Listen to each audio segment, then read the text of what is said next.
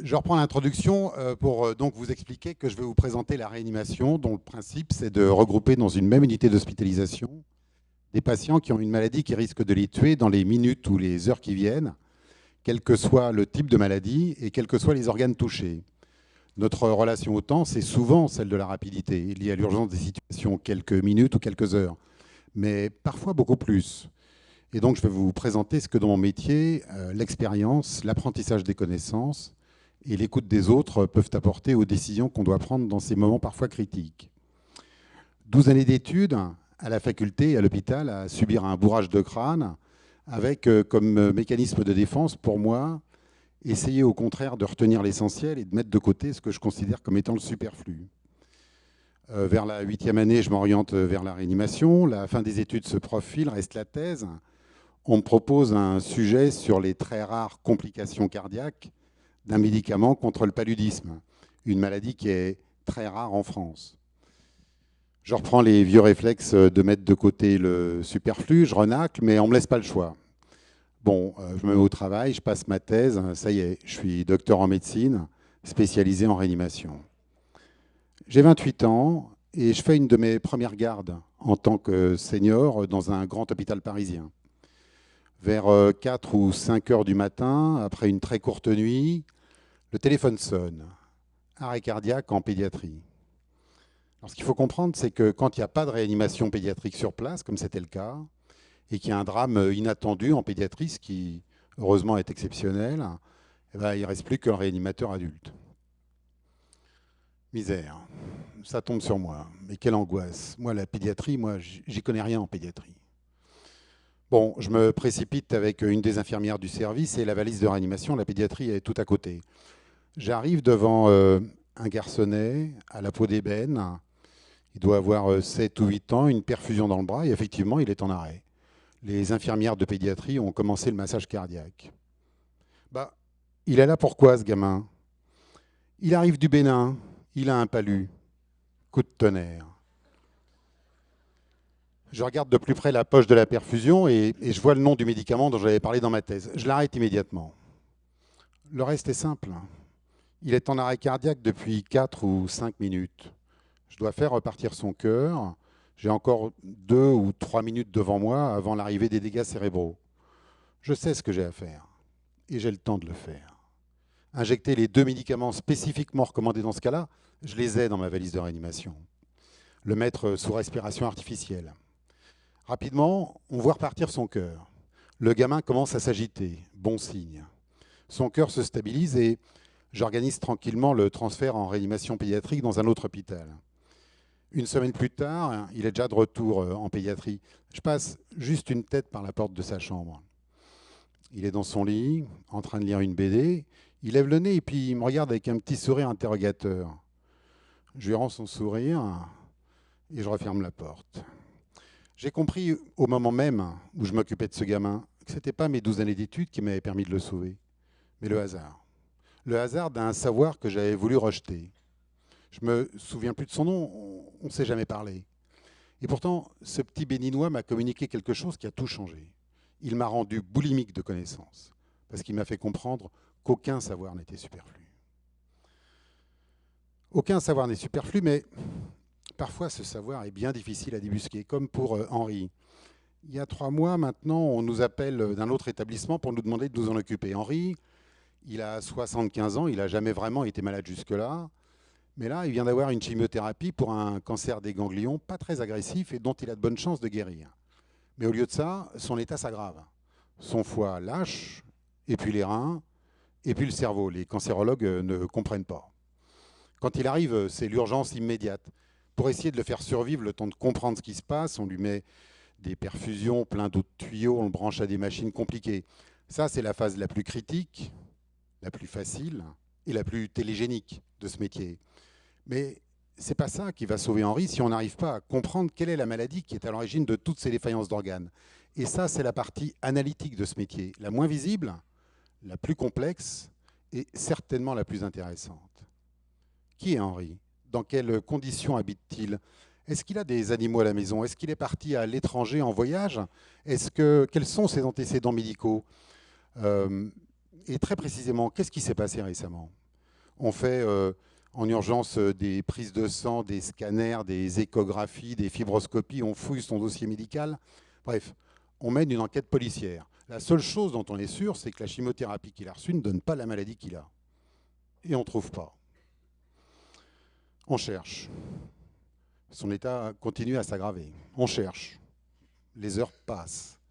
On cherche. Nous n'avons plus beaucoup de temps, ça fait 24 heures qu'il est là maintenant et on ne trouve toujours pas. On est forcément passé à côté de quelque chose, on reprend tout à zéro et on trouve.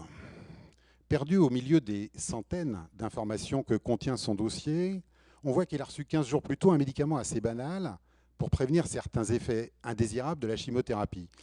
Une petite sonnette se met à retentir dans notre tête, ça nous dit quelque chose. En tout cas, on tient une piste et on ne va pas la lâcher. Oui, c'est bien ça, et c'est très rare. 2 ou 3 cas par an en France en réanimation, semblable à celui d'Henri.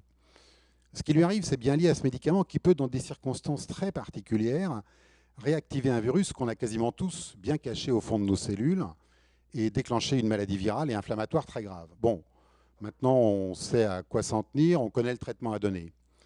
Le foie, et puis le rein, et puis le cerveau se remettent à fonctionner. Henri, il est sorti un mois plus tard du service, il allait bien. Ce ne sont pas les machines et les tuyaux qui ont permis à Henri de guérir, mais bien la recherche acharnée et puis la découverte de l'aiguille dans la botte de foin. Avant d'en faire le diagnostic, nous ne connaissions qu'assez vaguement ce type de maladie, mais personne n'a la connaissance universelle de son domaine de compétence. Il faut l'admettre, mais surtout, il ne faut pas s'en satisfaire. Le temps en réanimation ne s'écoule pas de la même façon pour les soignants et pour les proches. On donne des nouvelles aux proches dans la chambre, bien sûr, mais aussi et surtout au cours de ce qu'on appelle des conférences familiales, dans une salle de réunion, assis autour d'une table. La question posée est toujours la même. Est-ce qu'il va s'en sortir? Et la réponse est quasiment toujours la même. Écoutez, on peut vous dire ce qui s'est passé, on peut vous dire ce qui se passe maintenant et ce qu'on a l'intention de faire, mais on ne peut pas prévoir comment les choses vont évoluer. L'incertitude, c'est la règle. Et en fait, plusieurs études ont montré que le taux de satisfaction des familles à l'issue de ces conférences familiales n'est pas proportionnel à la masse des informations qu'ils reçoivent, mais au temps de parole qu'on leur laisse pour s'exprimer. Il faut donc donner toutes les informations, répondre aux questions et puis ensuite se taire. Laisser s'écouler le temps. Ça donne parfois des blancs de 15 secondes,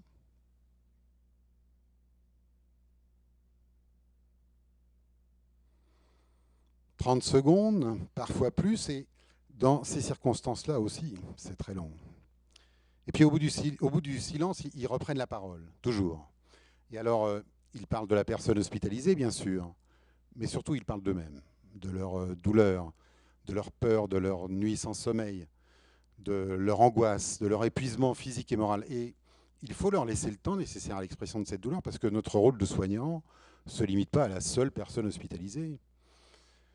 L'écoute des autres, l'écoute des proches, ça fait partie du soin et ça demande du temps. À la différence des proches, les soignants ne cherchent pas à deviner le futur, mais bien sûr, au bout de quelques jours, on se fait une idée. On se dit que la balance va pencher du bon ou du mauvais côté. Je me souviens de cet adolescent il y a une douzaine d'années. Pour tout dire, j'étais mal à l'aise quand je rentrais dans sa chambre. Parce qu'il ressemblait comme 2 gouttes d'eau à l'un de mes fils. Et il avait le même âge. Pierre, il a 16 ans et une infection grave du cerveau. On appelle ça une méningite bactérienne. Il est dans le coma à cause de sa maladie. Est-ce qu'il va en sortir un jour de ce coma? On n'en sait rien.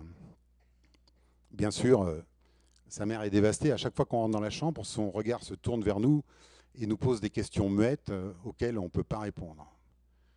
Un jour, 2 jours, 3 jours, il est toujours dans le coma, mais à ce moment-là, en l'examinant, on voit des petits signes imperceptibles aux parents qui nous font penser qu'il va peut-être sortir de ce coma, mais on n'en est pas sûr. Que dire aux parents? Écoutez, il y a du mieux peut-être, mais en fait, on n'en sait rien. Impossible. Au 5e jour de cette attente infernale, comme tous les jours, je réexamine le gamin et là, ma conviction est faite, il va se réveiller, mais je n'ai pas de preuves. En me retournant, j'affronte le regard de sa mère et je craque. Écoutez, je pense que ça va aller. Il va se réveiller. Elle me regarde, elle regarde son fils, incrédule, et elle lui reprend la main, et moi je tremble intérieurement à l'idée de me tromper. Qu'est-ce qu'il fallait faire? Qu'est-ce que vous auriez fait? En fait, je ne pense pas qu'il y ait de bonnes ou de mauvaises réponses. Mon expérience me disait de me taire, me disait qu'il fallait surtout pas prendre le risque de me tromper et de lui donner de faux espoirs. Mais ce jour-là, ce regard m'a fait comprendre qu'il fallait que je sorte du confort de mon silence, de mon rôle de médecin prudent et sûr de lui. 2 jours plus tard, Pierre est réveillé. On lui enlève la respiration artificielle, on l'installe au fauteuil. À travers la baie vitrée de sa chambre, je le vois qui boit son premier chocolat et sa mère le dévore des yeux au bout d'une semaine d'un temps qui a dû lui sembler infini. Comme mon petit béninois, comme Henri, comme Pierre, certains patients s'impriment dans nos mémoires, les cas rares, complexes ou émotionnellement forts. Et puis, le temps passe et leurs souvenirs s'estompent peu à peu. Mais parfois arrive ce que j'appellerais le temps des moissons. Michel, c'est un solide gaillard, Michel, un baraqué. Il y a 1 an et demi maintenant, il arrive mourant dans le service. Le diagnostic de l'origine de sa maladie est facile, il a une infection pulmonaire, mais il est arrivé trop tard. Il est dans un état si grave qu'on ne pense pas qu'il va mourir. On sait qu'il va mourir. Comme on dit, l'expérience, ça ne trompe pas. Bon, sans illusion, on donne tout ce qu'on peut, puis après tout, il est très jeune. Il a mon âge. Bon, on se bat. À notre grand étonnement, il passe la première nuit, et puis il se réaggrave, et puis il s'améliore, et puis il se réaggrave. Le yo-yo infernal, on est dans sa chambre en permanence. Et finalement, il s'en sort, et il finit par rentrer chez lui après 2 mois de combat. Michel, il est repassé nous voir il y a quelques semaines, il allait bien, il avait retrouvé ses muscles, il allait bientôt partir dans le sud avec son épouse, voir ses petits-enfants, et surtout,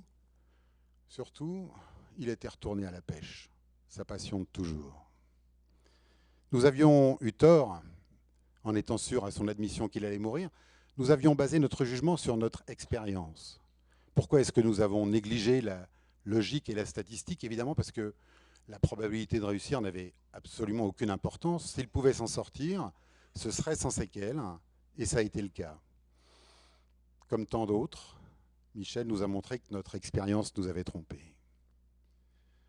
Voilà ce métier dont les temps sont loin de se limiter à la phase initiale de la réanimation. Vous savez, celle où on voit à la télévision le beau docteur Ross et les jolies infirmières s'agiter autour d'un patient. Alors, bien sûr, c'est un métier qui est plein d'adrénaline et qui peut, paraît-il, chez certains, donner prématurément quelques cernes et 2 ou 3 cheveux blancs.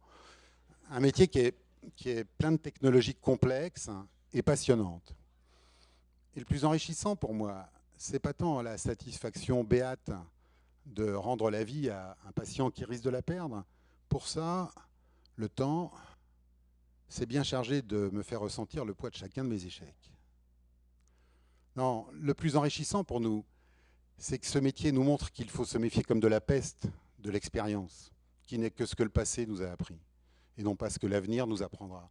Que s'endormir sur son expérience, c'est fermer son esprit, c'est refuser de progresser, et au final, c'est faire du mauvais soin. Ce métier nous rappelle au contraire chaque jour la maxime socratique qui est que notre premier savoir doit d'abord être celui de notre propre ignorance. Et qu'il faut donc s'acharner à sans cesse augmenter l'étendue de nos connaissances, qui est la clé de tout. Et finalement, son intérêt véritable, c'est sans doute ce que, avec le temps et si on leur tend l'oreille, les patients et leurs familles nous apprennent sur nous-mêmes. Je vous remercie.